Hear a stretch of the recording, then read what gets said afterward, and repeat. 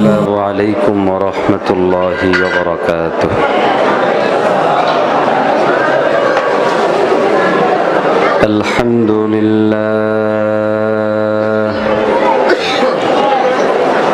الحمد لله نحمده ونستعينه ونستغفره ونؤمن به ونتوكل عليه ونعوذ بالله من شرور أنفسنا ومن سيئات أعمالنا من يهد الله فلا مضل له ومن يضلله فلا هادي له وأشهد أن لا إله إلا الله وأشهد أن محمدًا عبده ورسوله أرسله بالحق بشيرًا ونذيرًا وداعيًا إلى الله بإذنه وسراجًا منيرًا أما بعد فقد قال الله تبارك وتعالى أعوذ بالله من الشيطان الرجيم بسم الله الرحمن الرحيم يا أيها الذين آمنوا اتقوا الله ولتنظر نفس ما قدمت لغد واتقوا الله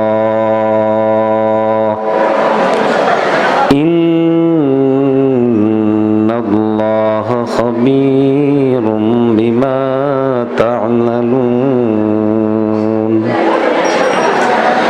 وقد قال رسول الله صلى الله عليه وسلم ألا وإن في الجسد مضغة أو كما قال عليه الصلاة والسلام صدق الله مولانا العظيم وصدق رسوله النبي الكريم ونحن على ذلك من الشاهدين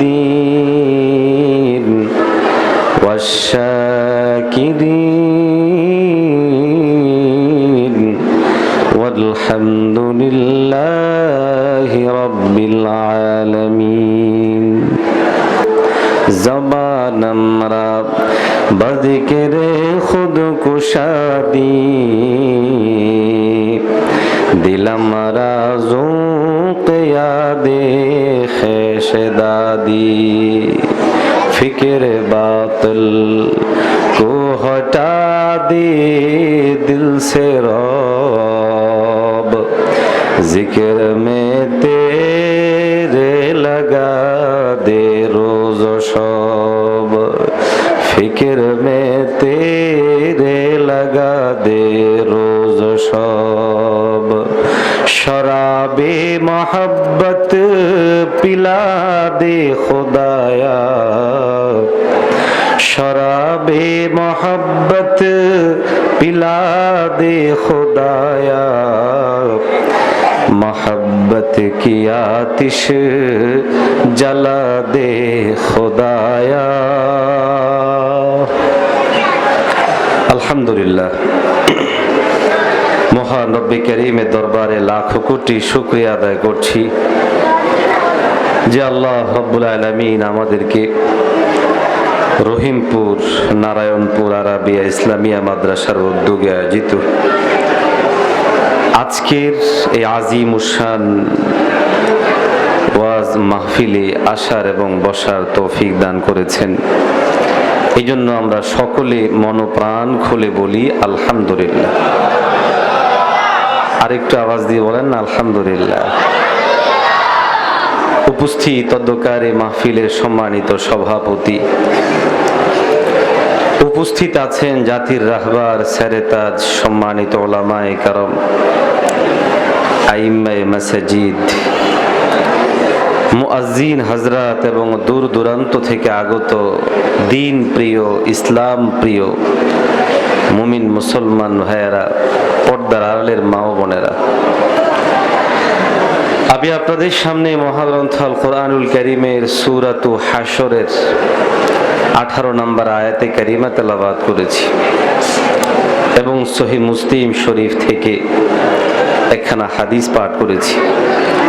যদি আল্লাহ তাআলা তৌফিক দান করে এই আয়াত এবং হাদিসের আলোকে কিছু কথা আপনাদের সামনে বলতে চাই, আপনারা কি শুনতে রাজি আছেন? আর একটু জোরে বলেন না। মুহতারাম হাজিরিন, আলোচ্য বিষয় সামনে থাকলে বুঝতেও সহজ, বুঝাইতেও সহজ, ঠিক না? কথা বলেন ঠিক না? সময়ও নির্ধারিত, খুব বেশি সময় নিব না, 1 ঘন্টা থেকে 1.25 ঘন্টা ইনশাআল্লাহ।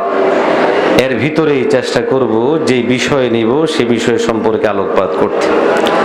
আমার পঠিত আয়াত এবং হাদিসের আলোকে আমার আজকের বিষয়বস্তু হলো আমাদের নফস এর পরিশোধন, আত্মার পরিশোধন দরকার আছে না নাই? জোরে বলেন। আজকে যত সমস্যা আছে, যত অন্যায় আছে, অবিচার আছে, সমস্ত অন্যায় অবিচার ঝামেলার পিছনে বড় যে জিনিসটা দায়ী সেটা হলো আমাদের আত্মা, আমাদের নফস। আরো আস্তে কর, গায়ে লাগছে নাকি আমার কথা? আমাদের যে আত্মা বা নফস আছে, এই নফসের পূজার কারণে এক ভাই আরেক ভাইকে খুন করে, একজন আরেকজনের জমিনকে জবর দখল করে নিয়ে যায়, আছে না নাই? আরেকজনের বউ নিয়ে পালিয়ে যায়, এরকম নগ্ন ইতিহাসও আছে না নাই? তাহলে বোঝা যায় আমাদের সমাজের যত অনাচার অবিচার এগুলোকে যদি রোধ করতে হয় তাহলে ব্যক্তিগত জীবন থেকে নিয়ে শুরু করে চূড়ান্ত জায়গা পর্যন্ত আমাদের পরিবর্তন আনতে হবে। এখন আমরা রাষ্ট্র পরিবর্তন চাই, রাষ্ট্রের ক্ষমতা চাই, সেটা যেমন ঠিক, নিজের ভিতরে থাকা যে রাজত্ব করছে নফস, সেটাকেও সংশোধন করা দরকার, আছে না?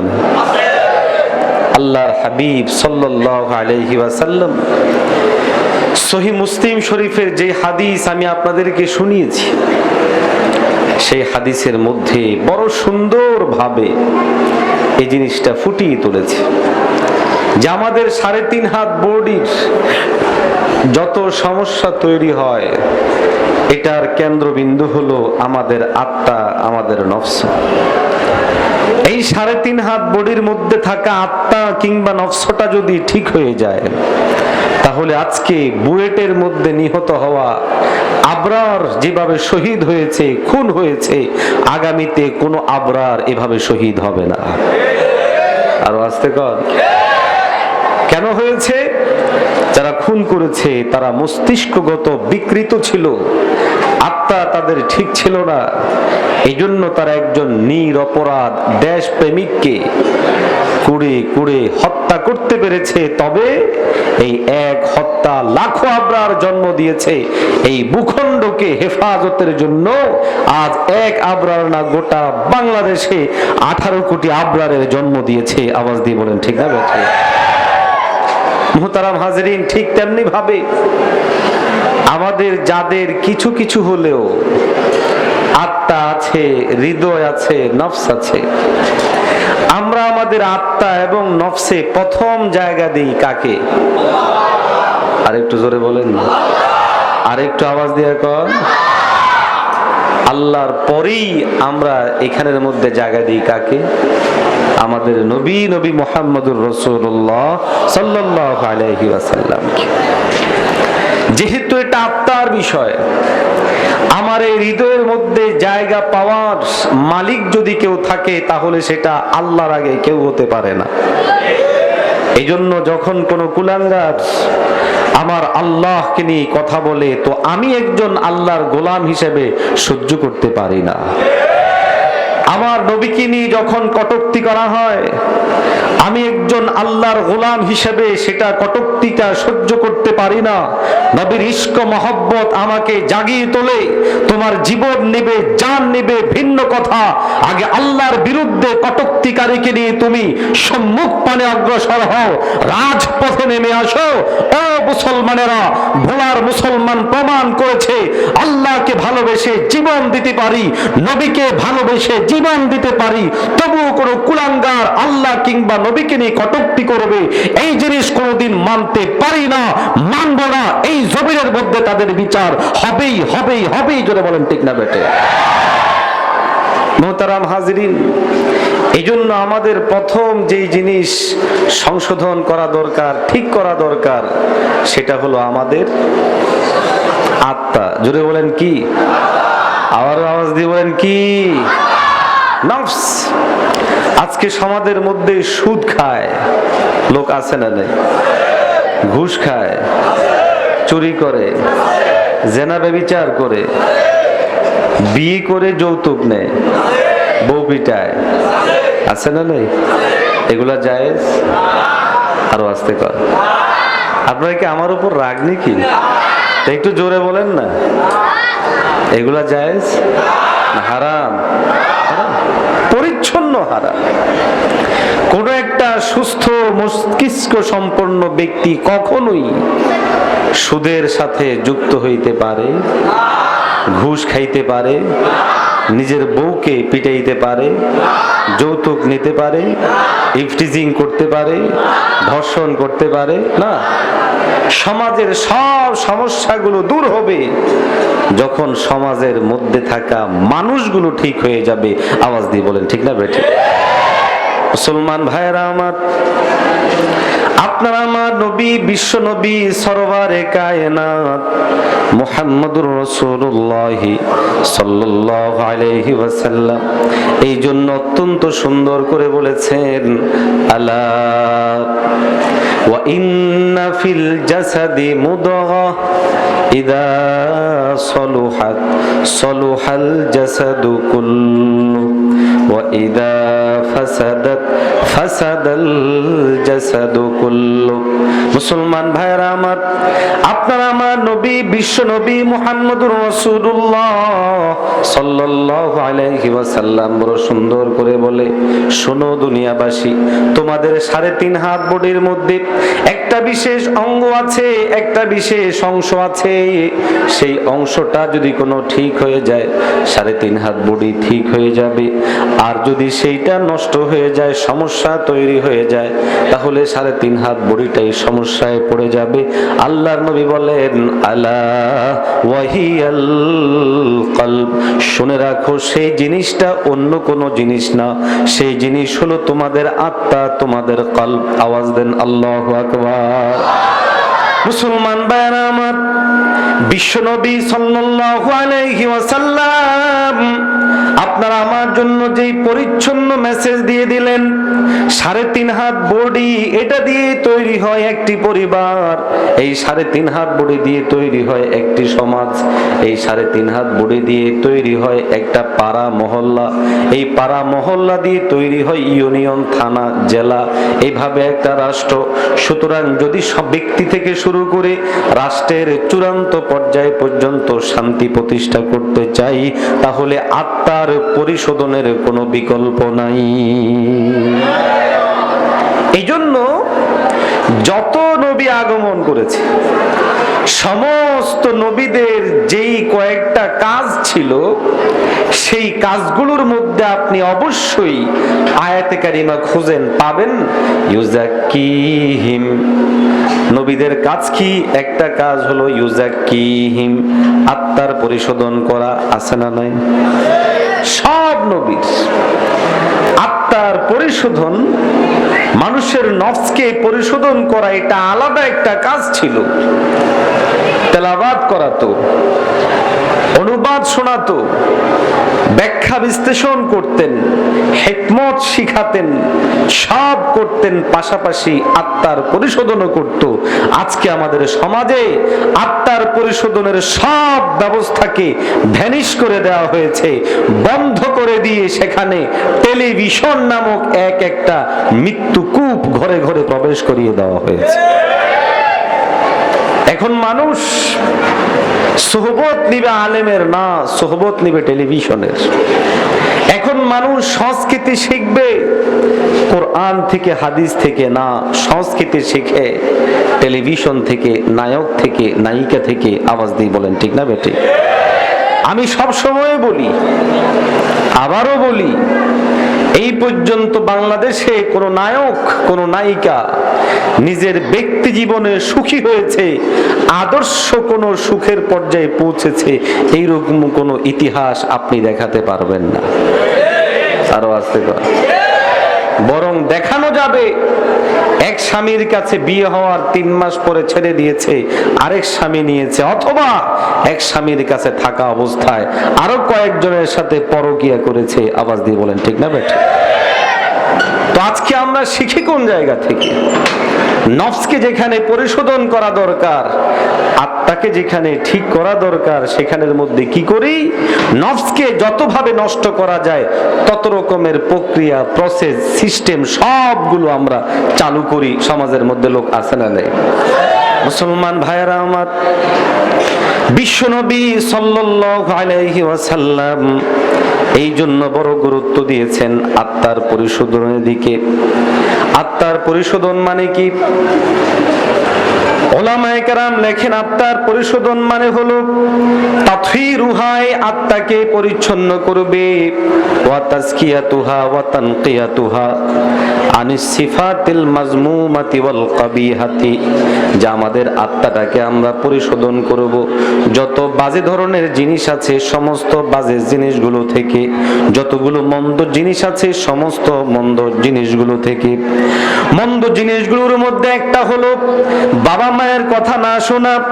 একজন যুবক যখন তার অন্তরের মধ্যে আসবে আমি আমার বাবা মায়ের কথা শুনবো না, সঙ্গে সঙ্গে সে আত্মাকে পরিশোধন করবে। হে যুবক, মারাত্মক বড় ধরনের অ্যাক্সিডেন্ট তুমি করতে যাচ্ছ, বাবা মা বড় ভয়ঙ্কর জিনিস, বড় ভয়ঙ্কর জিনিস, এই দিকে আগায়ও না।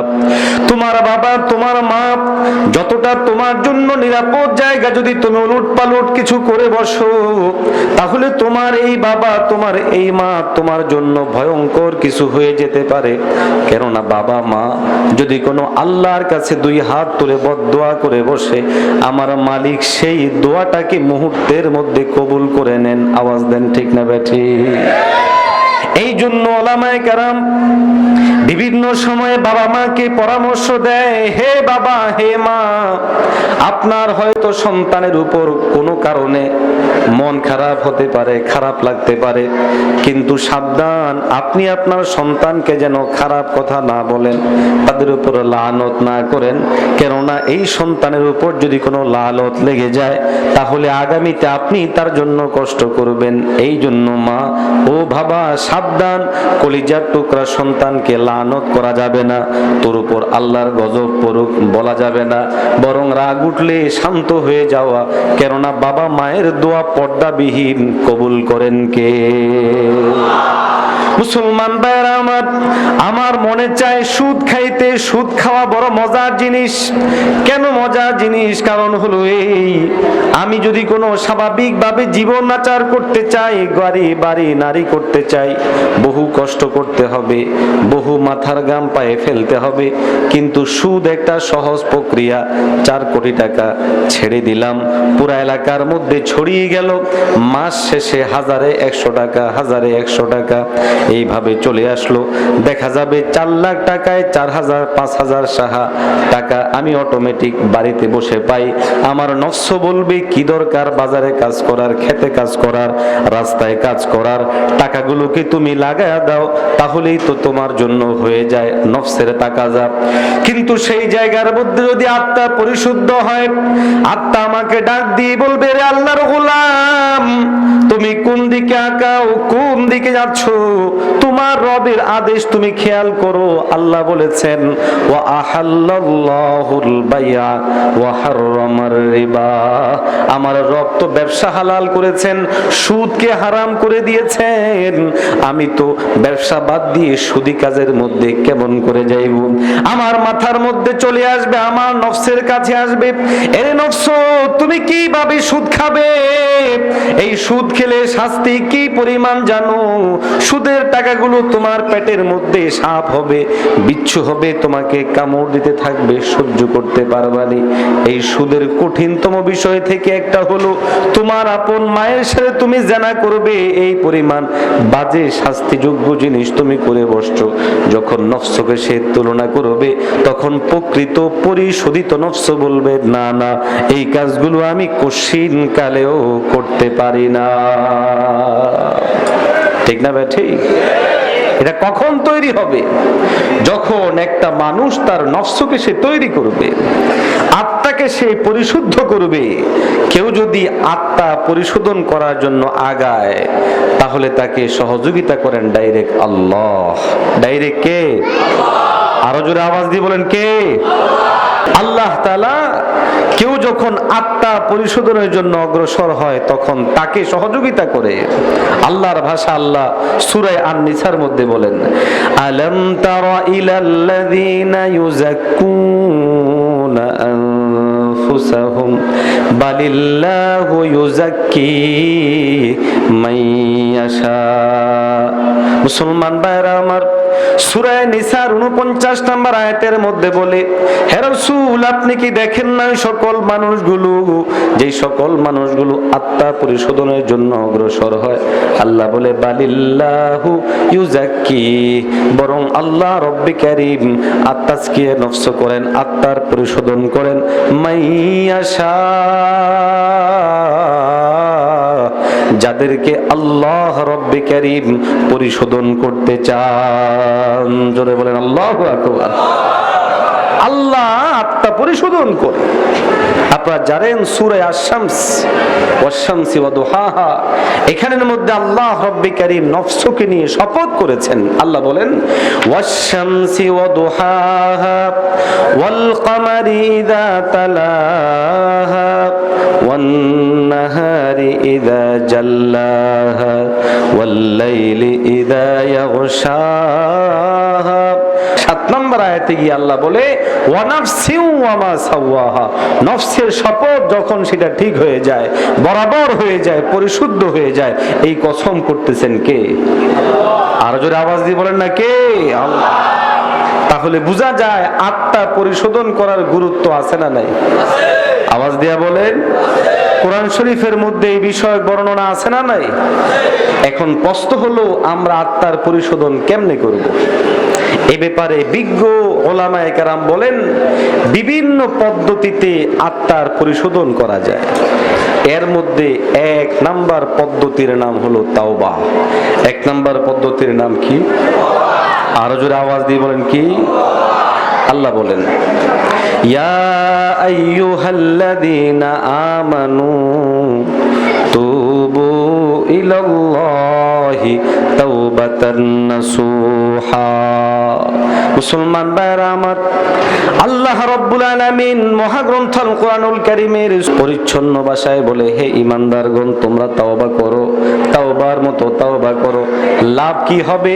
আল্লাহ রব্বি কারীম বলে, আশা করা যায় তুমি যেই গুনাহগুলো করে রব্বি কারীমের কাছে তাওবা করছো, তোমার রব সেই গুনাহগুলোকে সওয়াবের মাধ্যমে রূপান্তরিত করবেন এবং তোমাকে জান্নাতের মধ্যে প্রবেশ করায়া দিবে। মুসলমান ভাইরা আমার, সুতরাং আত্মা পরিশোধনের প্রথম পদ্ধতি হলো তাওবা।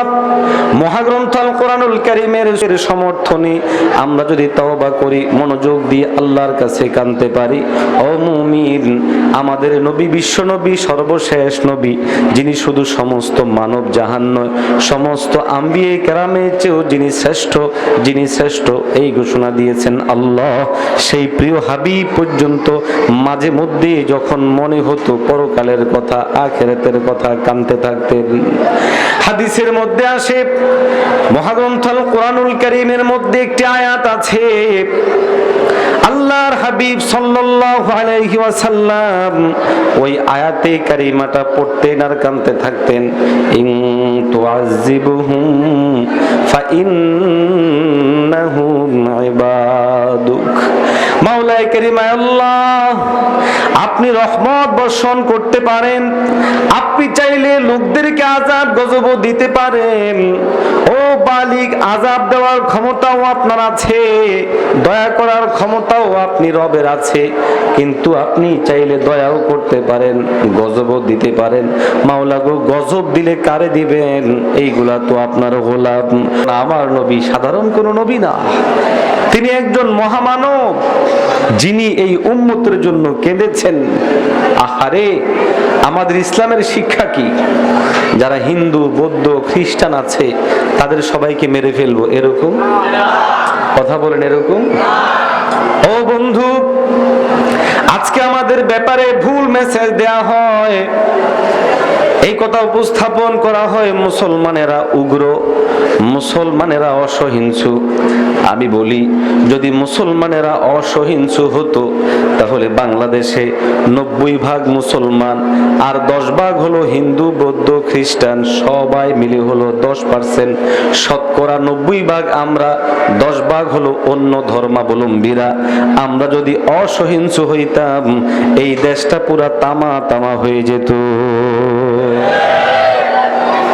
ভারতে আমাদের মুসলমানদের সংখ্যা আমাদের চেয়ে দ্বিগুণ, ডাবল।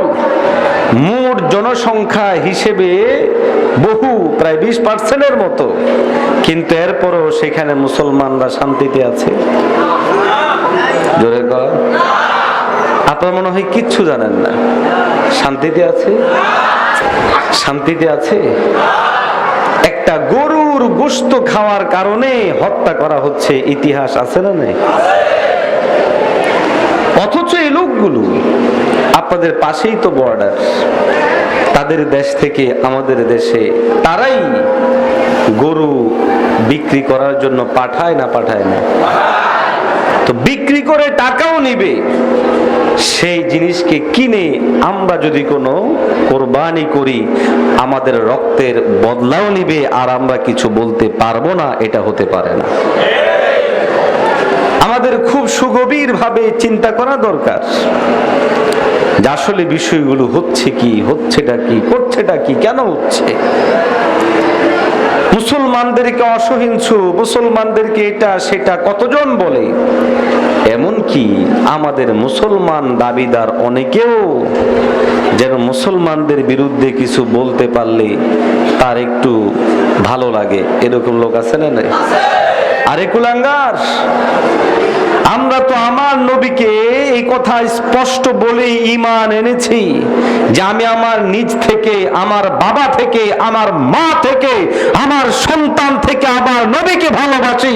সুতরাং যদি রক্ত নিতে হয় নিব, দিতে হয় দিব, তারপরও কোনো কুলাঙ্গারকে ছাড় দিব না। এটা বলার পরেই তো আমরা ঈমানদার, ঠিক না? قال رسول الله صلى الله عليه وسلم لا يؤمن أحدكم حتى أكون أحب إليه من ওয়ালিদিহি ওয়া ওয়ালাদিহি ওয়ান নাসি আজমাইন। মুমিন মুসলমান ভাইরা আমার, বিশ্বনবী সাল্লাল্লাহু আলাইহি ওয়াসাল্লাম মানদণ্ড করে দিয়েছেন ইমানদার কে আর ইমানদার নয় কে। ইমানদার হলো সে যেই ব্যক্তি ঈমান আনলো, কখন কতটুকু ঈমান, আল্লাহর নবীকে ভালোবাসবে, কতটুকু ভালোবাসবে, তার নিজের চেয়েও বেশি, বাবার চেয়েও বেশি, মার চেয়েও বেশি, সন্তানের চেয়েও বেশি, সম্পদের চেয়েও বেশি, তাহলে ওই উম্মত হলো প্রকৃত ঈমানদার। কিন্তু যদি কোনো সেইটুকু ভালোবাসতে না পারে, তাহলে সে কোনোদিন প্রকৃত ঈমানদার হতে পারে না।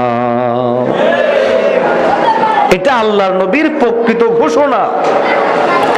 এই ঘোষণা অনুযায়ী আমরা মুসলমান হয়েছি। এখন এটা যদি আপনি আমি না বুঝি এবং অহেতুক এই কথাগুলো নিয়ে এই দিক সেদিক বলি, আপনারা বলুন তো, ঠিক আছে ওলামায়ে কেরাম মিছিল করে, মিটিং করে, সমাবেশ করে, রাজপথে নামে, এমনি এমনি নামে? আগে তারা ঘটায়, তারপরে আমরা নামি। আমাদের দাবি হলো যারা ঘটায় তাদেরকে ঘটানো বন্ধ করো। আরো আস্তে কর। তারা কাম না করলে আমাদের রাস্তায় নেমে আসা লাগবে না, আমরা নামবো না। কিন্তু তারা যদি আমার নবীকে নিয়ে কটূক্তি করবে, যে নবী উম্মতের জন্য কেঁদেছেন। হাদিসের মধ্যে আসে বিশ্বনবী চোখের পানি ফেলতেছেন। এটা শুধুমাত্র স্বাভাবিক অবস্থায় ফেলেছেন এমন না। যুদ্ধের ময়দানে পয়গম্বর কুফফার কর্তৃক চূড়ান্ত আক্রমণের শিকার হয়েছেন। উহুদের ময়দানের মধ্যে আল্লাহর নবীর দান্দান মোবারক শহীদ হয়ে গেছে। ও মুমিন, কতটা কঠিনতম পরিস্থিতি ভাষায় প্রকাশ করা যাবে না। বেঈমান কাফেরের দল আল্লাহর হাবিব সাল্লাল্লাহু আলাইহি ওয়াসাল্লামের সম্মুখ পানে যত সাহাবী ছিল তাদেরকে শহীদ করে দিল। চতুর্পাশে যত সাহাবী ছিল তাদেরকে শহীদ করে দিল। আল্লাহর হাবিবের দান্দান মোবারকের মধ্যে একটা তীর বাঁধলো, সেখান থেকে দাঁতটা ভেঙে গেল। বিশ্বনবীর মাথা মোবারকের মধ্যেও তীর বিঁধে গেল, সেখান থেকে রক্ত পিনকি দিয়ে বের হইতে থাকলো। ও মুমিন, আল্লাহর হাবিব সাল্লাল্লাহু আলাইহি ওয়াসাল্লাম সেই মুহূর্তে যদি চাইতেন, আল্লাহর কাছে বদদোয়া করতেন, আল্লাহ পাক সমস্ত বেঈমানগুলোকে শেষ করে দিতে পারতেন। সাহাবারা আসলেন, এসে বললেন, ইয়া রাসূলুল্লাহ, আপনি আপনার দুই হাত রব্বে কারীমের কাছে বাড়ায়া দেন, তাদের ব্যাপারে বদদোয়া করেন, তারা আপনার রক্ত প্রবাহিত করেছে, তারা আপনাকে নিঃশেষ করে দিবে। বিশ্বনবী বলেন, না না, আমার কলিজার টুকরা সাহাবীরা, আমি তাদেরকে নিয়ে বদদোয়া করব না। কেননা আমার আল্লাহ আমাকে বদদোয়া করতে পাঠান নাই, আমার আল্লাহ আমি তাদের ব্যাপারে কটূক্তি করতে পাঠান নাই, বরং আল্লাহ আমাকে দায়ী বানিয়ে পাঠাইছেন, রহমত বানায়া পাঠাইছেন। আল্লাহু আকবার, জোরে বলেন না আল্লাহু আকবার। ইন্নাল্লাহা লাম ইয়াবআসনি তাআনা ওয়ালা লানা ওয়ালাকিন বা'আসানি দা'ইয়াতান ওয়া রাহমাহ। আল্লাহুম্মা ইহদি কওমি ফাইন্নাহুম লা ইয়ালামুন। সুনানে বাইহাকি শরীফের মধ্যে শুআবুল ঈমানের মধ্যে হাদিস আসছে, আল্লাহর নবী দুই হাত উঠাইলেন বটে, কিন্তু বদদোয়া না করে দোয়া করে প্রমাণ করে দিলেন, আমার নবী কোনো মানবতা শেষ করতে আসে নাই, বরং মানবতাকে জিন্দা করতে এসেছে। যার চূড়ান্ত প্রমাণ উহুদের ময়দানে আমার নবী আক্রমণের শিকার হয়েও মাফ করে দিয়েছেন, বরং আল্লাহর কাছে দোয়া করেছেন, মাওলা আপনি তাদেরকে হেদায়েতের ব্যবস্থা করে দেন। সুবহানাল্লাহ। এটা হলো মহানবীর গুণ। আর কুলাঙ্গারেরা আমার সেই মহানবীর বিরুদ্ধে কত রকম কথা বলে, খোদার কসম বর্তমান জামানাটা ভার্চুয়ালের যুগ, ইন্টারনেটের জামানা। ইন্টারনেট মানেই হলো মুহূর্তে একটা জিনিস আপনি ছেড়ে দিবেন, ভাইরাল হয়ে যাবে, গোটা পৃথিবী ছড়িয়ে পড়বে। ও মুসলমানেরা, একটা বিষয় পরিচ্ছন্ন বলি, আমার বাবার বিরুদ্ধে কথা বললে আমি সহ্য করতে পারি না, মায়ের বিরুদ্ধে বললে সহ্য করতে পারি না, দলের বিরুদ্ধে বললে সহ্য করতে পারি না, দলীয় প্রধানের বিরুদ্ধে বললে সহ্য করতে পারি না। কসম বিল্লাহ, এই সবগুলো থেকে আমার নবী চূড়ান্ত ইজ্জতের মালিক। সুতরাং নবীকে নিয়ে কোনো কুলাঙ্গার কিছু বলবে আর আমি ইমানদার বেঁচে থাকবো, হতে পারে না, প্রতিবাদ করবই, করতেই থাকবো। চিৎকার দিয়ে বলেন ঠিক না বেটে? এটা আমার মুসলমানিত্বের পরিচায়ক। কেন? আমার নবী এসেছেন মনুষ্যত্ববোধকে জাগিয়ে তোলার জন্য, মানবতাকে প্রতিষ্ঠা করার জন্য। আপনারা জানেন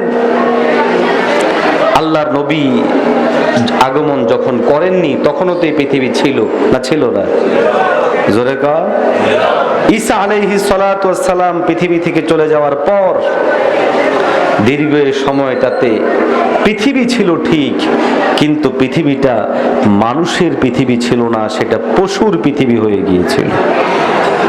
এই জন্য সেই সময়টাকে বলা হয় আইয়ামে জাহেলিয়ত, মূর্খতার জমানা, বর্বরতার জমানা। এমন বর্বর, এমন অমানবিক, এমন মনুষ্যত্বহীন পরিবেশ। আরে সন্তান আমাদের সবারই আছে, অনেকেরই আছে। ছেলে সন্তানরাও সন্তান, মেয়েরাও সন্তান। তবে প্রকৃত বাবাদের, মায়েদের কাছে মেয়ে সন্তানের প্রতি যেই মায়া, যেই দরদ তৈরি হয়, এটা ভাষায় প্রকাশ করা যাবে? কথা বলেন না, যাবে? আল্লাহর নবী, আচ্ছা আমার দিকে মনোযোগ, আপনাদের কষ্ট হচ্ছে না তো? কষ্ট হচ্ছে না তো? আল্লাহর নবী আগমন করার পর সেই পশুর গুণে গুণান্বিত মানুষগুলোকে প্রকৃত মানুষে রূপান্তরিত করেছেন। জোরে বলুন আল্লাহু আকবার। আমাদের মানুষ, আমাদেরকে আল্লাহ তাআলা বড় সুন্দর করে বানাইছেন, ঠিক না? জোরে বলেন ঠিক না? মানুষের চেয়ে সৃষ্টিগত সুন্দর আর কিচ্ছু নেই। এটা আমার কথা না আল্লাহর কথা? জোরে কর, আরো জোরে কর। ওয়াত্তিন ওয়াজ্জাইতুন ওয়াতুরি সিনিন ওয়া হাযাল বালাদিল আমিন লাকাদ খালাকনাল ইনসান ফি আহসানি তাকওয়িম। মুসলমান ভাইরা আমার, সূরা ৩-এর মধ্যে আল্লাহ রব্বি কারীম বেশ কিছু কসম করে করে করে করে শেষ দিকে এসে বলে লাকাদ খালাকনাল ইনসান ফি আহসানি তাকওয়িম। আল্লাহ রাব্বুল আলামিন বলে, ও দুনিয়াবাসী শোনো, আমি আল্লাহ রব্বি কারীম মানুষ বানাইছি, মানুষ বানাইছি। ঘোষণা আসছে সূরা আর রহমানের মধ্যে, আল্লাহ বলে আর রহমান আল্লামাল কুরআন খালাকাল ইনসান। সূরা আর রহমান আয়াত নাম্বার ৩। আল্লাহ বলে আমি মানুষ বানাইছি। কেমনে বানাইলাম, কি পরিমাণ বানাইলাম? সূরা ৩-এর মধ্যে আল্লাহ বলে লাকাদ খালাকনাল ইনসান ফি আহসানি তাকওয়িম। আল্লাহ বলে আমি মানুষ বানাইছি, বড় সুন্দর করে বানাইছি। আল্লাহু আকবার, জোরে বলেন আল্লাহ। তাহলে বোঝা যায় মানুষ বানাইছেন কে? নাকি পরিবর্তন হয়ে আসছে? এই জন্য ডারউইনের মতবাদ ভুল। ডারউইনের মতবাদকে ডাস্টবিনে নিক্ষেপ করতে হবে। ডারউইনের দাবি হলো মানুষ আগে ছিল বানর, ঘষা খাইতে খাইতে লেজ পড়ে গেছে। নাউজুবিল্লাহ, জোরে কর। আশ্চর্য লাগে, স্কুলে স্কুলে যেখানে আমার সন্তান পড়ে, আপনার সন্তান পড়ে, সেখানে এখন এই ডারউইনের মতবাদকে, বিবর্তনবাদ যেটাকে বলে, সেই বিবর্তনবাদের অনেকগুলো পাঠ আছে। এর মধ্যে একটা পাঠ হলো মানুষকে নিয়ে, সেখানের মধ্যে মানুষের বিবর্তন উল্লেখ করতে গিয়ে বলে মানুষ আগে ছিল বানর, পরে নাকি মানুষ হয়ে গেছে। আরো আস্তে কর, নাউজুবিল্লাহ। আরে আমরা আগের থেকেই মানুষ ছিলাম, এই ডারউইনরা বানর ছিল, এর জন্য বান্দরের মতো উল্টাপাল্টা কথা বলে। আমি এরকম একজনকে বলেছিলাম যে আচ্ছা, যদি আগেকার জমানায় বান্দর থেকে মানুষ হতে পারত, আমি আপনাকে ১ লক্ষ টাকা দিব, আপনি 2টা বানর কিনে নিয়ে আসেন, আগামী 20 বছর টাইম দিলাম, দেখি এগুলা ডলতে ডলতে ডলতে ডলতে মানুষ হয় কিনা। 20 বছর কেন, 20,000 বছর যেতে পারে, বানর কোনোদিন মানুষ হতে পারে না। আরো আসতে কর, মানুষ মানুষই, বানর বানর। আওয়াজ দেন ঠিক না বেঠিক? মুসলমান ভাইরা আমার, ইসলাম বলে হে মানুষ, আল্লাহ পাক তোমাকে মানুষ বানাইছে, সর্বশ্রেষ্ঠ জীব, আশরাফুল মাখলুকাত। সৃষ্টি শৈলীগত ভাবে আমরা সবচেয়ে সুন্দর, আহসানে তাকওয়িম, আল্লাহ বলে সুন্দর করে বানাইছি। এখন এই আশরাফুল মাখলুকাত সুন্দর বডির মানুষগুলো যেন আরো সুন্দর হতে পারে, এই জন্য নবীদেরকে পাঠায়া পাঠায়া চিকিৎসা করেছেন। চিকিৎসা, সেই চিকিৎসাটা হলো নফসের মধ্যে চিকিৎসা। নফস যার ঠিক হয়ে গেছে, তার 2 হাত ঠিক। এই 2 হাত দিয়ে কারো উপর অন্যায় ভাবে হাত ওঠে না, কারো সম্পদ অন্যায় ভাবে নিয়ে নেয় না, কারো উপরে অন্যায় ভাবে সে আঘাত করে না, কেননা তার নফস ঠিক হয়ে গেছে। যার নফস ঠিক হয়ে গেছে, তার পা ঠিক হয়ে গেছে। এই পা কোনোদিন অন্যায় ভাবে আরেকজনের জায়গার মধ্যে গিয়ে পড়ে না, কেননা তার পা গুলো ঠিক হয়ে গেছে আত্মা ঠিক হয়ে যাওয়ার কারণে। মুসলমান ভাইরা আমার, যেই মানুষগুলো যত বেশি আত্মাকে ঠিক করতে পেরেছে, যত বেশি আল্লাহ নৈকট্যবান হয়েছে, ইতিহাস বলে, তারিখ বলে, তাদের হৃদয়ের মধ্যে তত বেশি আল্লাহ ভীতি তৈরি হয়েছে। ইমামে আজম ইমাম আবু হানিফা রাহমাতুল্লাহি আলাইহি, আল্লাহু আকবার কাবীরা, আল ফিকহুল ইসলামের ইমামদের মধ্যে সবচেয়ে বড় ইমাম, যিনি হাজার হাজার মাসআলা গবেষণা করেছেন, যার গবেষণার কারণে আজকে আমরা মাসআলা মাসাইল সহজভাবে মেনে চলতে পারি। আওয়াজ দেন ঠিক না বেঠিক? সেই ইমামে আজম আবু হানিফা রাহমাতুল্লাহি আলাইহির ব্যাপারে পয়গম্বর আলাইহিস সালাতু ওয়াস সালামের একটি ভবিষ্যৎবাণীও আছে, যে সুরাইয়া তারকার মধ্যে যদি কোনো ইলমি দ্বীন গিয়ে যায়, সেখান থেকেও যিনি চষে নিয়ে আসবেন তিনি হলেন আবু হানিফা। এবং যিনি ধারাবাহিক ইবাদতের মধ্যে থাকতেন, আমলের মধ্যে থাকতেন, সব সময় যার অন্তরের মধ্যে আল্লাহ ভীতি থাকতো, আবু হানিফা রাহমাতুল্লাহি আলাইহি, আল্লাহর ভয় তার অন্তরে বেড়ে গেছে, আত্মা বড় পরিশুদ্ধ হয়ে গেছে। এই জন্য কোরআনের একটি আয়াত যখন তিনি পড়তেন, চোখের পানি ছেড়ে দিয়ে জারজার করে কাঁদতে থাকতেন। কিতাবের মধ্যে লেখে ইমাম আবু হানিফা রাহমাতুল্লাহি আলাইহি কোরআনে পাকের আয়াতে কারিমা তেলাওয়াত করতেন, ওয়ামতাজুল ইয়াউমা আইয়ুহাল মুজরিমুন। আল্লাহ পাক ময়দানে মাহশরের মধ্যে বলবে, ওয়ামতাজুল ইয়াউম, আজকের দিনে জান্নাতি আলাদা হয়ে যাও, জাহান্নামী আলাদা হয়ে যাও। আবু হানিফা বলে, কেন্দে কেন্দে বলে, হায়রে আমি তো জানি না আমি কি জান্নাতি না জাহান্নামী, আমি তো এখনো দুনিয়ার মধ্যে আছি। এই জন্য আবু হানিফা রাহমাতুল্লাহি আলাইহি চোখের পানি ছেড়ে দিতেন আর কাঁদতেন আর বলতেন, মাওলা গো, আমাকে ওই গুনাহগার বান্দাদের অন্তর্ভুক্ত করো না, কেননা গুনাহগার বান্দার অন্তর্ভুক্ত হয়ে আলাদা হয়ে গেলে বাঁচার ক্ষমতা আমাদের নাই। মুসলমান ভাইরা আমার, উম্মতের মধ্যে সবচেয়ে বড় গুরুত্বপূর্ণ এবং মর্যাদাবান হলো হযরত আবু বকর। আল্লাহু আকবার কাবীরা, যার আত্মার পরিশোধন স্বয়ং পয়গম্বর আরবীর হাতের মাধ্যমে হয়েছে, পরিশোধনের মাধ্যমে হয়েছে, সেই আবু বকর কতটা মর্যাদাশীল। আশারায়ে মুবাশশারা 10 জন সাহাবী, যাদেরকে দুনিয়ায় থাকতেই জান্নাতের সার্টিফিকেট দেওয়া হয়েছে, তাদের মধ্যে হযরত আবু বকর অন্যতম। হযরত আবু বকর রাদিয়াল্লাহু তাআলা আনহু উম্মতের মধ্যে সবচেয়ে দামি, সবচেয়ে মর্যাদাবান, এতে কোনো সন্দেহ নাই। হযরত আবু বকরের অন্তর সবচেয়ে বড় পরিচ্ছন্ন, এতেও কোনো সন্দেহ নাই। আবু বকরের মান, আবু বকরের মর্যাদা বর্ণনা করে শেষ করা যাবে না।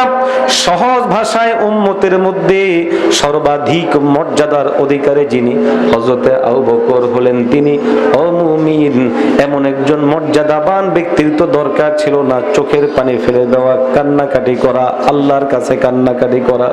কিন্তু কিতাব কিতাবের মধ্যে লেখে, শাইখুল হাদিস জাকারিয়া রাহমাতুল্লাহি আলাইহি ফাজাইলে আমালের কিতাবের মধ্যেও হিকায়াতুস সাহাবা অধ্যায়ের মধ্যে নিয়ে আসছেন, আবু বকর রাদিয়াল্লাহু তাআলা আনহু মাঝে মধ্যে গাছের দিকে তাকায় বলতেন, হায় রে, আমি যদি কোনো গাছ হইতাম, লোকেরা আমাকে কেটে দিত, তাহলে তো আমি বেঁচে যাইতাম। আল্লাহু আকবার, জোরে বলেন না আল্লাহু আকবার।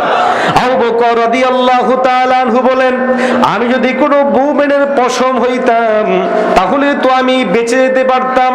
আবু বকর রাদিয়াল্লাহু তাআলা আনহু একটি বাগানের পাশে গাছের নিচে ছায়ার মধ্যে একটি জন্তু শুয়ে ঘুমাইতেছে। আবু বকর রাদিয়াল্লাহু তাআলা আনহু ওই জন্তুর দিকে তাকায় আর বলে, হে জন্তু, তুমি আমার চেয়ে কত ভালো, হায় রে আল্লাহ, যদি আমাকে তোমার মতো বানাইতো তাহলে আমিও তো এরকম ব্যয় হিসাব চলে যেতে পারতাম। আবু বকর বলে, আমার অন্তরের মধ্যে ভয়, মাওলা যদি আমাকে হিসাবের জন্য ধরে বসে আমি কেমন করে বাঁচবো। আল্লাহু আকবার, জোরে বলেন আল্লাহ। এই জন্য আবু বকর রাদিয়াল্লাহু তাআলা আনহু মাঝে মধ্যে একটা কবিতা আবৃত্তি করতেন, কাইফা হালি ইয়া ইলাহি লাইসা লি খায়রুল আমাল সুউ আমালি কাসীরুন জাদু তাআতি কলিল কাইফা হালি ইয়া ইলাহি লাইসা লি খায়রুল আমাল সুউ আমালি কাসীরুন জাদু তাআতি কলিল। মুমিন মুসলমান ভাইরা আমার, হযরত আবু বকর রাদিয়াল্লাহু তাআলা আনহু মাঝে মধ্যে চোখের পানি ছেড়ে দিতেন আর বলতেন, মাওলা গো, কাইফা হালি, আমার অবস্থা কি হবে, আমার হালত কি হবে, ইয়া ইলাহি, হে আল্লাহ, লাইসা লি খায়রুল আমল, আমার তো ভালো কোনো আমল নাই, নেক কোনো আমল নাই, সু আমালি কাসীরুন জাদু তাআতি কলিল, আমার বদ আমলের তো শেষ নাই, নেক আমল তো আমার বড় কম, আমি কেমন করে বাঁচবো, কেমন করে আমি পরকালে আল্লাহ কেমনে হিসাব দিব, আমার হালত কি হবে। মুসলমান ভাইরা আমার, হযরত আবু বকর রাদিয়াল্লাহু তাআলা আনহু এই চিন্তা অন্তরের মধ্যে লালন করার কারণে তিনি প্রকৃত মানুষ হতে পেরেছেন। কিতাবের মধ্যে একটি চমৎকার ঘটনা লিখেছে, আবু বকর রাদিয়াল্লাহু তাআলা আনহুর মনে কতটা আল্লাহ ভীতি ছিল, কতটা দিল ও দিমাগ পরিষ্কার ছিল। একবার রবিয়ে আসলামী নামক এক সাহাবীর সাথে তর্ক বিতর্ক হলো। আবু বকর রাদিয়াল্লাহু তাআলা আনহু কথার ফাঁকে একটু কড়া কথা বলে ফেলেছেন। বুঝতেই তো পারছেন আমাদের মতো কড়া কথা আবু বকর বলার মতো মানুষ না, হয়তো উনাদের মতো একটু কড়া কথা বলে ফেলেছেন। একটু পরে আবু বকরের মনে হলো, হায় রে, আমি এটা কি করলাম, এই কড়া কথাটা বলে ফেলেছি, আল্লাহ যদি আমাকে ধরে বসে তুমি কেন এটা বললা, সেই দিন আমি আবু বকর কি জবাব দিব, তার অন্তরের মধ্যে ভয় তৈরি হয়ে গেছে। আল্লাহু আকবার, জোরে বলেন না আল্লাহু আকবার। হযরত আবু বকর রাদিয়াল্লাহু তাআলা আনহু এই চিন্তা আসার কারণে হযরতে রবিয়া আসলামীকে ডাক দিয়ে বলে, হে রবিয়া, আমার বড় ভুল হয়ে গেছে ভাই, আমি খেয়াল করতে পারিনি, এই জন্য তোমাকে একটু কটূক্তি করে ফেলেছি, কথা বলে ফেলেছি।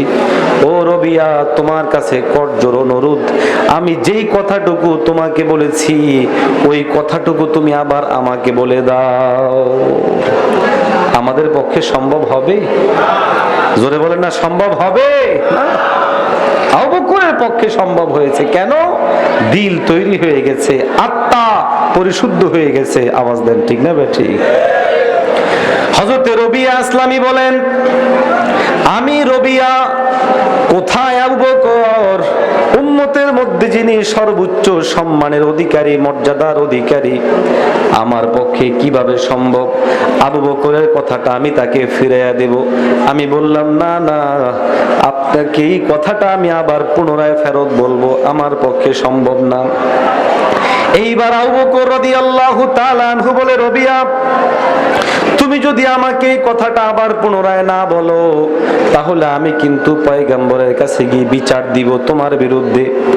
এইবার রবিয়া আসলামীর যারা বংশের মানুষ তারা খেপে গেল, ও আবু বকর, আপনি তো রবিয়া আসলামীকে একটু রাগের কথা বললেন, খারাপ কথা বললেন, আবার আপনি বুঝি তার বিরুদ্ধে বিচার দিবেন, এটা আবার কেমন কথা, হতে পারে না। হযরতে রবিয়া আতঙ্কিত হয়ে গেলেন, ভয় পেয়ে গেলেন, কারণ তিনি আবু বকর কি জিনিস, কোন মানের মানুষ সেটা তিনি জানেন। এই জন্য রবিয়া আসলামী কর জোর করে বলে, ও আমার বংশের মানুষ, তোমরা চেনো না, ইনি হলেন আবু বকর, ইনি হলেন আশারায়ে মুবাশশারার একজন, যারা দুনিয়ায় থাকতেই জান্নাতের ঘোষণা পেয়েছেন, যিনি আল্লাহর নবীর বড় সুহবতের মধ্যে ছিলেন, যাকে সাহিবুল গার, আল্লাহর নবীর সাথে হিজরতের সময় যিনি গর্তের মধ্যে ছিলেন, হিজরতের মধ্যে যিনি সাথে ছিলেন, সময়ে সময়ে যিনি আল্লাহর নবীকে সর্বোচ্চ সহযোগিতা করেছেন, তিনি হচ্ছেন হযরত আবু বকর। এরে তোমরা এইগুলা কথা বলে আমি রবিয়াকে ধ্বংস কইরো না। আবু বকরের মন চাইলে আমার বিরুদ্ধে বিচার দিয়ে কোনো সমস্যা নাই, আমি বিশ্ব নবীর দরবারে সালতের মধ্যে গিয়ে বলবো, ওগো আল্লাহর নবী, আমি কিভাবে আবু বকরকে সেই কথাগুলো ফেরত বলতে পারি। হযরত আবু বকর দৌড়ে চলে গেলেন, আল্লাহর নবীর কাছে বললেন, ইয়া রাসূলুল্লাহ, আমার তো ভুল হয়ে গেছে, আমি রবিয়া আসলামীকে এই কথাগুলো বলে ফেলেছি, ভুল হয়ে গেছে, এইবার কি করণীয়? রবিয়া আসলামী বলে, ওগো আল্লাহর হাবিব, আপনি বলেন, আমি আবু বকরকে কেমনে কথাগুলো বলবো, আমার পক্ষে সম্ভব না। আল্লাহর হাবিব বলে, ও রবিয়া, তুমি যা করেছো ঠিক করেছো, বাকি আবু বকরের হৃদয়কে শান্ত করার জন্য বলে দাও, আবু বকর, আমি আপনাকে মাফ করে দিলাম। আল্লাহু আকবার জোরে বলো। মুসলমান ভাইরা আমার, এই শিক্ষাগুলো তারা পেয়েছেন বিশ্ব নবীর কাছে। একই ধরনের ঘটনা হযরত আবু বকর, হযরতে ওমরের ব্যাপারেও আছে। ওমর রাদিয়াল্লাহু তাআলা আনহু স্বভাবত একটু জালালি মেজাজের ছিলেন, একটু রাগ বেশি ছিল, এটাও আল্লাহ প্রদত্ত একটা বিশেষ বড় নিয়ামত। হযরত ওমর রাদিয়াল্লাহু তাআলা আনহু বিচার কার্য পরিচালনা করছিলেন, এক লোক এসে হঠাৎ করে বলে, আমার হক আমাকে বুঝাইয়া দেন। হযরত ওমর ভিন্ন একটা কাজে ছিল, আচমকা এই লোকের কথার কারণে কাজের মধ্যে একটু ডিস্টার্ব হলে তিনি চাবুক দিয়ে একটা মেরে দিলেন তার পিঠের মধ্যে। ওই লোক চলে যায়। হযরত ওমর রাদিয়াল্লাহু তাআলা আনহু কিছুক্ষণ পর চিন্তা করেন, হায়রে, এটা আমি কি করলাম? এই মানুষটা যদি পরকালে আমাকে ধরে বসে, এই চাবুকের বাড়ি আমি কেন দিলাম? প্রভাব থাকার কারণে দিয়েছি, অথবা আমি বড় এই জন্য দিয়েছি, আমি আমার মাওলার কাছে কি জবাব দিব? এই চিন্তা তার অন্তরের মধ্যে সঙ্গে সঙ্গে চলে আসে। ওমর রাদিয়াল্লাহু তাআলা আনহু লোক পাঠায় দেন, যাও তাকে ধরে নিয়ে আসো। লোকটাকে ধরে নিয়ে আসা হলো। ওমর রাদিয়াল্লাহু তাআলা আনহু, যিনি খুব রাগী মানুষ, খুব ক্ষিপ্ত মানুষ, একেবারে পানির মতো ঠান্ডা হয়ে গেলেন, একেবারে শান্ত হয়ে গেলেন। ওমর রাদিয়াল্লাহু তাআলা আনহু চোখের পানি ছেড়ে দিয়ে ওই ভাইকে বলে, ভাই, আমি তোমাকে বেত্রাঘাত করেছি, আঘাত করেছি, এই নাও চাবুক, তুমি আমাকে পাল্টা আঘাত করে দাও। ওই লোক বলে, না না, এই জিনিস দিয়ে তোমাকে আঘাত করা সম্ভব না। এইবার ওমর বলে, কেন আঘাত করবা না? আমি তোমাকে আঘাত করেছি, না হয় যেইভাবে হলে আমি সান্ত্বনা পাবো, তুমি তাই করো। ওই লোক বলে, ওমর রাদিয়াল্লাহু তাআলা আনহু, জান, আমি আপনাকে মাফ করে দিলাম, আল্লাহ আপনাকে মাফ করে দেয়। এটা হলো আত্মা পরিশোধিত মানুষের পরিচয়। আর আমরা, কেউ যদি আমাকে বলে, কিরে, তা আমি চেষ্টা করি তার 14 গোষ্ঠী উদ্ধার করার জন্য, ঠিক না? তো একটু আওয়াজ দিয়ে বলেন না। কেউ একজন আমার পাশের জমিওয়ালা, দরকার হইল তাকে ছাড় দিব, ছাড় দেয়া বহু পরের কথা। কিন্তু আজকে আমাদের ভাবসাবে মনে হয় এই জমিন নিয়ে আমি কবরের মধ্যে যাইতে পারবো, এই জন্য কারো এক বিন্দু পরিমাণ জমিন ছাড় দিতে নারাজ। ও বন্ধু, এই জমিনের মালিক আজকে আমি। গত দিনে ছিল আমার বাবা, এর আগে ছিল আমার দাদা, এর আগে ছিল দাদার বাবা, এর আগে ছিল তার বাবা। দেখা যাবে এই জমিনের জায়গায় পড়ে আছে, মালিক পরিবর্তন হয়েছে। এখান থেকে যে যতটুকু অর্জন করতে পেরেছে অতটুকুই তার আমল নামায় লেগেছে, কাজের মধ্যে লেগেছে। আজকে আমি যে জমিনটাকে জবরদখল দিচ্ছি, পরিচ্ছন্ন হাদিস হাদিসের মধ্যে আসে, বিশ্ব নবী বড় পরিষ্কার ভাষায় বলে, তোমাদের মধ্যে যারা জমিন জবরদখল করো, শুনে রাখো এই জমিনটাকে 7 তবক পর্যন্ত, 7 জমিন যে বলে, এই 7 জমিন পর্যন্ত গভীর গর্ত করা হবে, যতটুকু গভীরে যাবে অতটুকু গভীর। মাটিগুলো তুলে এই লোকটার ঘাড়ের মধ্যে কাল হাসরের ময়দানে চাপিয়ে দেওয়া হবে। ঠিক না বেটি? বলেন সহ্য করা যাবে? সহ্য করতে পারবো? কিন্তু ঠিকই আজকে জমিন দখল করছি। সমাজের মধ্যে মারামারি, কয়েক গন্ডা কয়েক কানি জমি নেওয়া হয় না, 1 হাত 1 বিঘত জমি নিয়েই মারামারি হয়। আওয়াজ দেন ঠিক না বেটি? আমাদের সমাজে বনের হক আদায় করে এইরকম লোকের সংখ্যা হাতে গোনা 2-1 জন। বাহ, গায়ে লাগছে মনে হয়, একটু জোরে বলেন ঠিক না বেটি? জমি বনেরটাকে আদায় করার খবর নাই, কিন্তু নিজের বিবিকে ঠিকই চাপ দিচ্ছে বাপের বাড়ি থেকে আইনা দে। ঠিক না বেটি? যৌতুকের প্রথা সমাজের মধ্যে আছে না নাই? এই প্রথার কারণে আজকে নারী জাতির উপর কত কষ্ট, কত মুসিবত আসছে। এটার বড় একটা কারণ হলো আমাদের মন ঠিক হয় নাই। কি ঠিক হয় নাই? জোরে কর।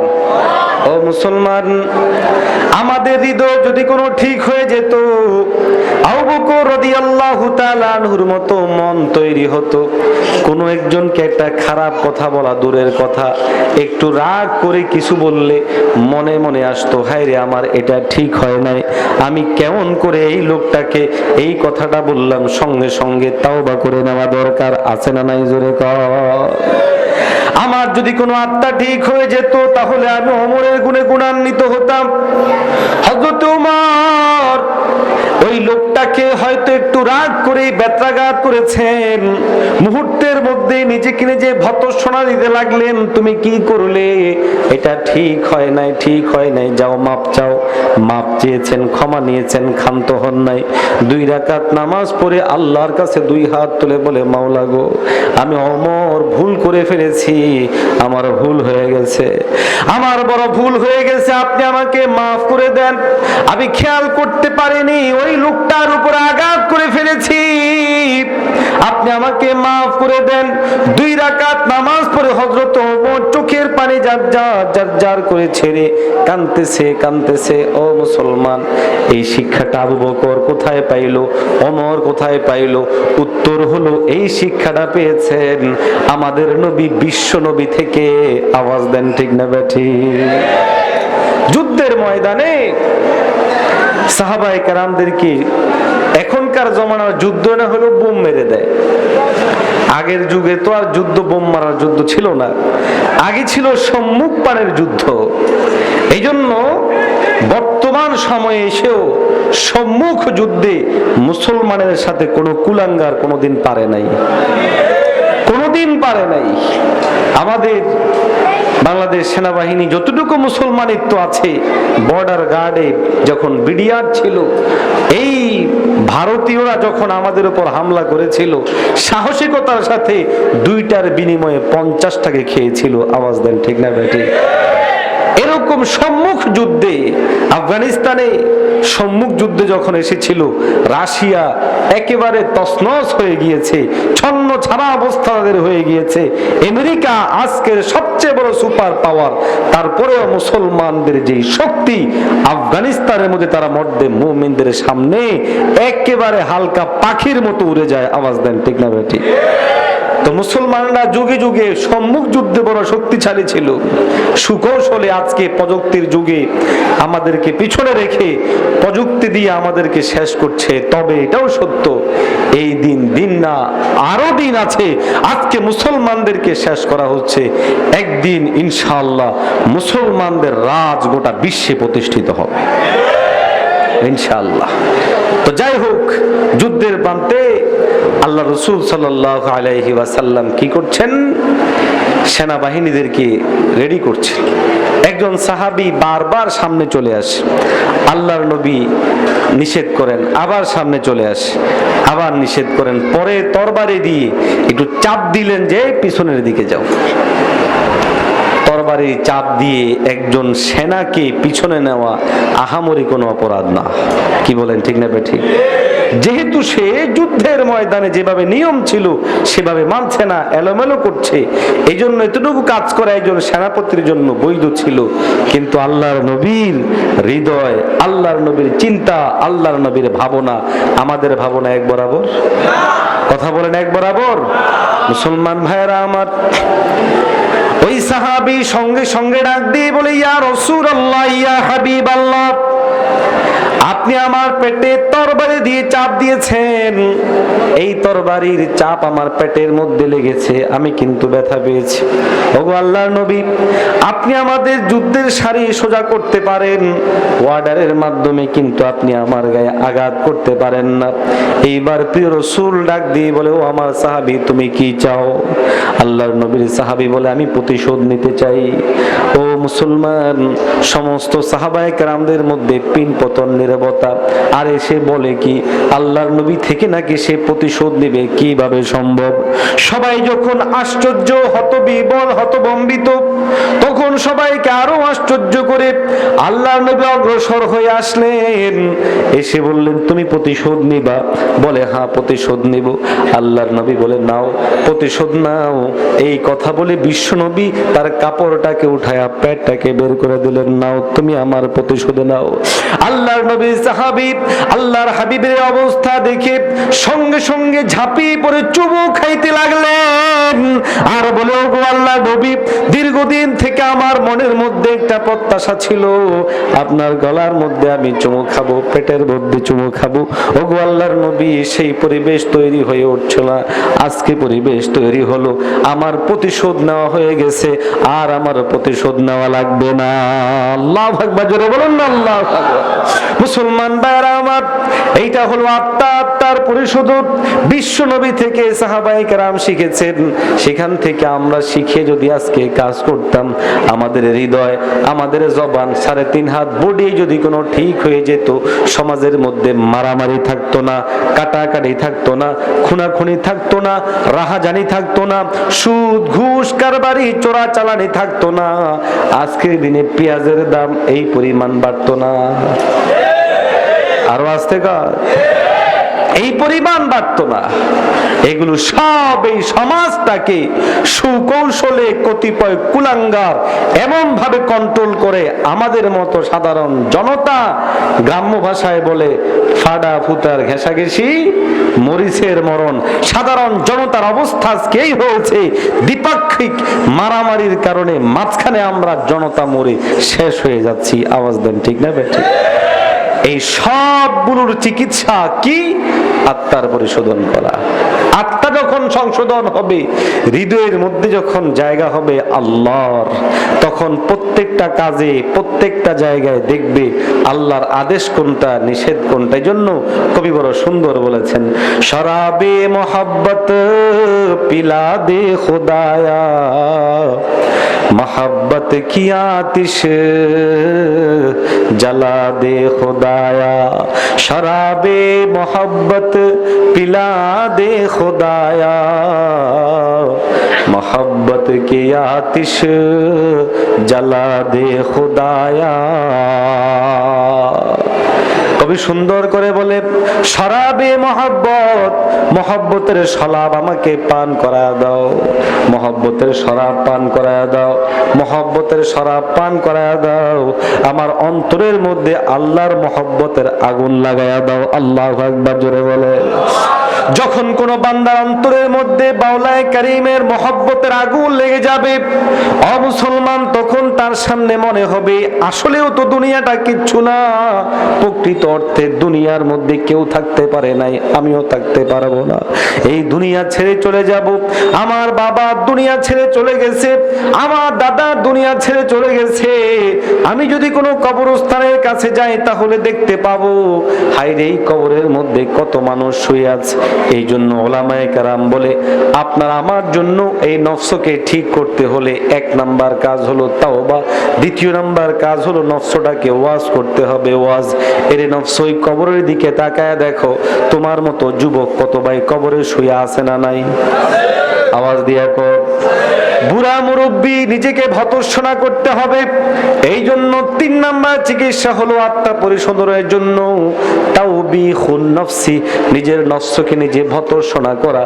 হায়রে আমার এত বছর চলে গেল, কি করলাম, আল্লাহর সন্তুষ্টির জন্য কি করলাম। এই জন্য কবি বড় সুন্দর করে বলেছেন, চেহেল সালে উমরে আজিজাত গুজাশ মেজাজে তো আজাহা লেতিফলি নাগাশত। বুড়া মুরব্বী নিজেকে ডাক দিয়ে বলা উচিত, হে বুড়া, বয়স তো আর কম হলো না, কখন তুমি আল্লাহর দিকে মনোনিবেশ করবে?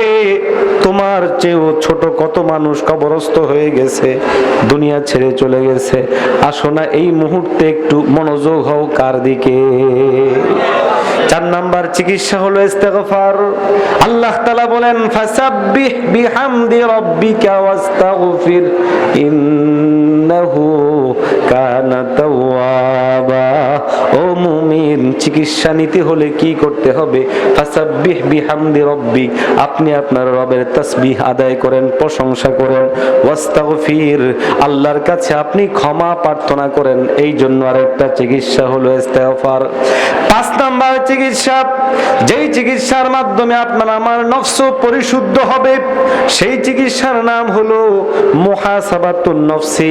নফসের হিসাব লাগাইতে হবে, হিসাব করতে হবে। এই জন্য হযরত ওমর বলে, হাসিবু ক্বাবলা আন তুহাসাবু, হিসাব লাগালো হে দোস্ত, হিসাব লাগালো, হিসাব লাগালো দোস্ত, হিসাব লাগালো। আল্লাহর কাছে হিসাব দেওয়া লাগবে। 60 বছর জীবন আমি তোমাকে দান করেছিলাম, এই 60 বছর জিন্দেগিতে তোমার অর্জন কি, কামাই কি, আমার সামনে নিয়ে আস। তুমি আমার আলো খেয়েছো, রেজাল্ট কি দাও। তুমি আমার বাতাস ভোগ করেছো, রেজাল্ট কি দাও। তুমি আমার ধান ভোগ করেছো, রেজাল্ট দাও। আমার পানি ভোগ করেছো, রেজাল্ট দাও। সেই হিসাবের সম্মুখীন হওয়ার আগে আমি আমার নিজের থেকে হিসাব করতে হবে। এই জন্য সূরা হাশরের মধ্যে আসছে, আয়াত নাম্বার হলো 18, আল্লাহ বলে, ওয়াল তানজুর নাফসুম মা কদ্দামাত, প্রতিটা নফসের জন্য উচিত হিসেব করবে, হিসেব করবে, হিসেব লাগাইতে থাকবে। হায়রে আমি কি করছি, কতটুকু করছি, ভালো করলে ভালো পাবো, মন্দ করলে মন্দ পাবো, পরকালে আমার হালত কি হবে, এই হিসাব লাগাইতে হবে। ও মুমিন, দুনিয়ার মধ্যে যারা যত বড় আল্লাহওয়ালা হয়েছেন, কেউই হিসাব লাগানো ছাড়া আল্লাহওয়ালা হতে পারে না। একটা ঘটনা বলবো, শুনবেন? জোরে বলেন, শুনবেন? জুনায়েদ বাগদাদী রহমতুল্লাহি আলাইহি, নাম শুনছেন আপনারা? আল্লাহর ওলি ছিল না ছিল না? ছোট কোনো মানুষ, অনেক বড় মানুষ। এত বড় যে আমি আমার ছোট জবানে জুনায়েদ বাগদাদীর পরিচয় দিয়ে শেষ করতে পারবো না। এত বড় আল্লাহওয়ালা ছিলেন। কিন্তু আল্লাহওয়ালা এটা গাছে ধরে না, রাস্তায় পাওয়া যায় না, আসমান থেকেও পড়ে না। আল্লাহওয়ালা হতে হলে সেটা অর্জন করে নিতে হয়। আওয়াজ দিয়ে এখন ঠিক না? ঠিক। জুনায়েদ বাগদাদী রহমতুল্লাহি আলাইহি আল্লাহওয়ালা ছিলেন, কোনো সন্দেহ নাই। এখন আল্লাহওয়ালা কেমনে হইল, আল্লাহর এত বড় প্রিয় বান্দা কেমনে হইল, এটা হলো গুরুত্বপূর্ণ বিষয়। লোকেরা আগ্রহ ভরে জুনায়েদ বাগদাদীকে জিজ্ঞাসা করে, জুনায়েদ, আপনি কিভাবে এত বড় আল্লাহওয়ালা হইলেন, আল্লাহর নৈকট্যশীল বান্দা হইলেন? আল্লাহু আকবার, জোরে কর। মুসলমান ভাইরা আমার, হযরতে জুনায়েদ বাগদাদী রহমতুল্লাহি আলাইহি জবাবে বলেন, আমি আল্লাহওয়ালা হয়েছি কিনা জানি না, তবে আমার ব্যাপারে তোমাদের যে ন্যাক ধারণা তৈরি হয়েছে যে আমি আল্লাহওয়ালা, এই ধারণা সমপর্যায়ে পৌঁছতে 1 দিন 2 দিন 3 দিন নয়, আমার 30 বছর সময় লেগেছে। আল্লাহু আকবার। কত বছর? লোকেরা বড় আশ্চর্য হয়ে গেল, জুনায়েদ কিভাবে 30 বছর সময় লেগে গেল? আর এই 30 বছর সময়ের মধ্যে আপনি কি করেছেন যার জন্য আপনি আল্লাহওয়ালা হয়েছেন? জুনায়েদ বাগদাদী বলে, শোনো হে বন্ধুগণ, আমি প্রতিদিন সকালে উঠে রাত পর্যন্ত যা কাজ করতাম সমস্ত জিনিসগুলোকে নিয়ে আমি রাত্রে যখন ঘুমাইতে যাইতাম 2 চোখ বন্ধ করে আমি বসতাম। সারাটা দিন আমার কি অবস্থার মধ্যে গেছে আমি হিসাব করতে আরম্ভ করতে থাকতাম। আমি আমার সময়গুলোকে ভাগ করে নিতাম। যেমন আমি ফজরের সময় উঠেছি নাস্তা পর্যন্ত, এই একটা সময় 3-4 ঘন্টা সময়, এই সময়টাকে আমি কিভাবে কাটাইছি, কি করেছি, চক্ষু বন্ধ করে আমি যখন দেখতাম এই সময়টার মধ্যে আমি আমার মাওলার ইবাদত করেছি, শুকরগুজার করেছি, আমি সঙ্গে সঙ্গে 2 হাত আল্লাহর কাছে তুলে বলতাম, আল্লাহ আপনার শুকরিয়া আদায় করি, আপনি আমাকে আপনার রাজি খুশি মতো কিছু কাজ করার তৌফিক দিয়েছে। আর যখন আমি দেখি যে আমার হিসেবের মধ্যে এসে গেছে এই 3-4 ঘন্টা সময়ের মধ্যে আমি আমার বাবাকে উলটপালট কিছু বলেছি, আমি আমার মায়ের সাথে খারাপ আচরণ করেছি, আমি আমার স্ত্রীর সাথে খারাপ আচরণ করেছি, প্রতিবেশীর সাথে খারাপ আচরণ করেছি, এক কথায় খারাপ কোনো জিনিস আমার হয়ে গেছে, সঙ্গে সঙ্গে আমি 2 হাত তুলে আল্লাহর কাছে তাওবা করে নিছি, মালিক আমার বড় ভুল হয়ে গেছে, আমি বুঝতে পারিনি, আমার বড় অন্যায় হয়ে গেছে, এই জন্য আমি আল্লাহর কাছে মাফ চাইতাম। কতক্ষণ চাইতাম? যতক্ষণ আমার দিল সাক্ষ্য না দিত যে আমার আল্লাহ আমাকে মাফ করে দিছে, অতক্ষণ পর্যন্ত আমি আল্লাহর কাছে কাঁদতাম আর বলতাম, মাওলা আপনি আমাকে মাফ করে দেন, আপনি আমারে মাফ করে দেন। জুনায়েদ বাগদাদী রাহমাতুল্লাহি আলাইহি বলেন, এইভাবে ফজর থেকে নিয়ে নাস্তা, নাস্তা থেকে নিয়ে জোহর, জোহর থেকে নিয়ে আসর, আসর থেকে মাগরিব, পুরা সময়টাকে আমি হিসাব করে করে ভাগ করে করে দেখতে থাকতাম কতটা সময় আমি আল্লাহর কাজে কাটাইলাম, কতটা সময় আমি দুনিয়ার কাজে কাটাইলাম, কতটা আল্লাহর সন্তুষ্টি, কতটা অসন্তুষ্টি। এইভাবে কাটাইতে কাটাইতে 1 দিন 2 দিন 3 দিন না 30 বছর পর্যন্ত কাজ করার কারণে হয়তোবা আমার আল্লাহ আমারে কবুল করে দিয়েছে। মুসলমান ভাইরা আমার, এটাকে বলা হয় মুহাসাবায়ে নফস, আত্মার হিসাব নেওয়া। আমি যেই কাজ করলাম সেই কাজের হিসাব নেওয়া। আজকে আমাদের হিসাব নেওয়ার সময় কই? রাত্রে শোয়ার আগে নাটক চেয়ে ঘুমাই। আস্তে কর, আরো জোরে কর। সিনেমা দেখে ঘুমাই, আছে না নাই? এখন তো আমাদের প্রত্যেকের হাতে হাতে সিনেমা। আরো আস্তে কর, আরো জোরে বল, ঠিক না ভাই? আজকে আমাদের প্রত্যেকের হাতে এক একটি সিনেমা ধরিয়ে দিয়েছে। ঘরে টেলিভিশন তো আছেই, সমাজ তো শেষ, আবার ভারতীয় চ্যানেলগুলো ঢুকে স্টার জলসা, আরো কিনা, হ্যাঁ, জি বাংলা, যা কিছু আছে, বিশ্বাস করেন ব্যক্তি, পরিবার, সমাজ নষ্টের পিছনে এই চ্যানেলগুলোর যেই পরিমাণ অবদান, যদি এদেরকে 1000 বার ফাঁসি দেওয়া হয় তারপরও এটার মূল বিচার আদায় হবে না। আর আস্তে কর, বাস্তব কথা বলছি মোহতারাম হাজিরিন। এই জন্য আমরা যদি আল্লাহর সাথে সম্পর্ক করতে চাই, বাস্তবিক অর্থে যদি আমরা দুনিয়ায় আখিরাতে সফলতা পেতে চাই, আত্মার পরিশোধন করতে চাইলে আমাদেরকে এই 5টা কাজ করতে হবে। 1 নাম্বার কাজ তাওবা করা, 2 নাম্বার কাজ ইস্তেগফার করা, 3 নাম্বার কাজ নিজের নফসকে তাওবিখুন নফস, নফসকে ধমকাইতে হবে, 4 নাম্বার কাজ ওয়াজুন নফস, নিজের নফসকে ওয়াজ করতে হবে, 5 নাম্বার হলো নফসের সাথে হিসাব লাগাইতে হবে। কি করো, কতটুকু করো, ভালো করো না মন্দ করো, এই হিসাব না লাগাইলে আমাদের বাঁচার কোনো উপায়, জোরে বলেন, বাঁচার কোনো উপায়। যদি এটা করতে পারি তাহলেই আমরা বাঁচতে পারবো। হৃদয় তৈরি হবে, কলব তৈরি হবে, আর কলব যদি আল্লাহওয়ালা কলব হয়ে যায় তাহলে তার কোনো কথাই নাই। আওয়াজ দেন, ঠিক না বেঠিক? কলবে জাকির দে মুঝে ওয়ার রোনে वाली आंख दे, ताकि मैं रोता रहूं तेरी रिज़ा के वास्ते। क़ल्ब ज़ाकिर दे मुझे वर रोने वाली आँख दे, ताकि मैं रोता रहूं तेरी रिज़ा की वास्ते। ज़बान हमरा बज़िक्रे खुद कुशादी, दिल हमरा ज़ौक़ यादे ख़ैश दादी। ও মুমিন, আজকে আমার গান গাইতে ভালো লাগে, তেলাওয়াত করতে ভালো লাগে না, এরকম মুসলমান আছে না? আজকে আমার সিনেমা দেখতে ভালো লাগে, মসজিদের মধ্যে হুজুরের বয়ান শুনতে ভালো লাগে না, মাহফিলের মধ্যে হুজুরের বয়ান শুনতে ভালো লাগে না, তিতা তিতা লাগে, লোক আছে না? এরে বন্ধু, আজকে সমাজ সংস্কার করার জন্য কত কাজ করো, কত কিছু করো, বিশ্বাস করো এই সমাজ সংস্কার হয়ে যাবে, এই সমাজ ঠিক হয়ে যাবে। কখন ঠিক হবে? যখন সমাজের মানুষগুলো ঠিক হয়ে যাবে।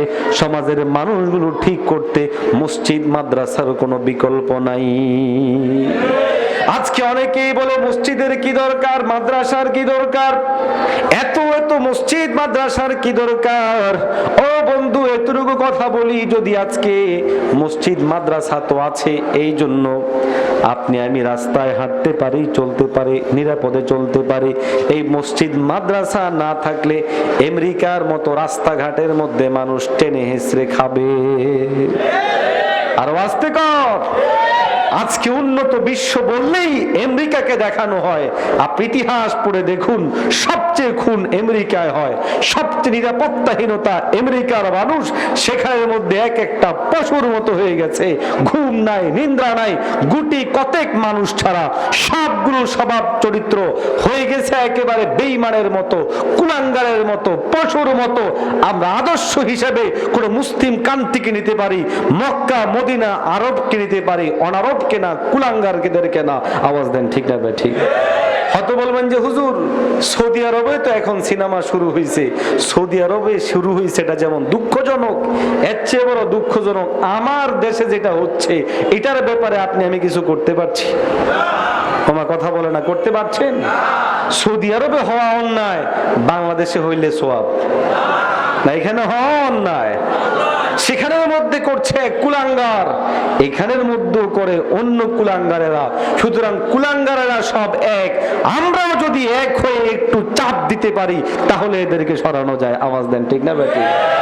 এটা আমাদের বোঝা উচিত যে একদিকে নাস্তিক্যবাদীরা, বেঈমানেরা সারা দুনিয়ায় রাজত্ব করে বেড়াচ্ছে, মানুষকে বুঝাতে হবে যে আমাদের সমস্যা কোন জায়গা থেকে তৈরি হয়। আমার সন্তান কোরআন তেলাওয়াত করে না, কিন্তু আমার সন্তান ঠিকই মমতাজ বেবির ফেটে যায়, ফুটে যায়, গান গায়, আছে না নাই? আমার সন্তান তেলাওয়াত করবে, কোরআন প্রতিযোগিতায় অংশগ্রহণ করবে না, কিন্তু আমার সন্তান গিয়ে গান প্রতিযোগিতা করে, এইরকম আছে না নাই? মুসলমান ভাইরা আমার, আজকে আমাদের মা বোনদেরকে এনজিও নামে বিভিন্ন সুকৌশলে সেবার নামে নামে ঘর থেকে বের করে চক্রান্ত করা হচ্ছে। বিশ্বাস করেন মুসলমান, এই ভারত উপমহাদেশকে আমাদের হাত থেকে দখল করেছিল সেবার নামে, সেই এনজিওরাই ভিন্ন রূপে ভিন্ন নামে আসছে আবার এই ভূখণ্ড দখল করার জন্য। সুতরাং এখন যদি এদেরকে প্রতিহত না করা যায় তাহলে আমাদের এই ভূখণ্ড আবার হারিয়ে যাওয়ার সম্ভাবনা আছে না? না মুসলমান ভাইরা আমার, অলরেডি পার্বত্য অঞ্চল প্রায় দখল হয়ে গেছে, উত্তরবঙ্গ প্রায় দখল করে ফেলছে। সুতরাং এখনই সাবধান হতে হবে, নিজে পরিশুদ্ধ হয়ে সমাজ পরিশুদ্ধ করে এই সমাজটাকে ঈমানওয়ালা সমাজে পরিণত করতে হবে। সেটা করতে হলে মসজিদ টিকিয়ে রাখতে হবে, মাদ্রাসা টিকিয়ে রাখতে হবে। ও বন্ধু, আপনি বলেন মসজিদ মাদ্রাসা দিয়ে কি হয়? আমি বলি মসজিদ মাদ্রাসা আছে বলেই আজকে আমরা কিছু মানুষ এখনো পর্যন্ত মানুষ আছি। কিছু মানুষ যে আমরা আছি সেগুলো এই মসজিদ মাদ্রাসার বরকতেই আছি। সুতরাং মসজিদ মাদ্রাসা থাকুক। কারা কারা চান একটু হাত তুলে বলেন নারায়ে তাকবীর, নারায়ে তাকবীর। হাত নামান। বেশি সময় আমি বলেছি নিব না, নিও নাই, বলেছিলাম হয়তো 11টা 5 বেজেছে। আলোচনা এতটুকুই।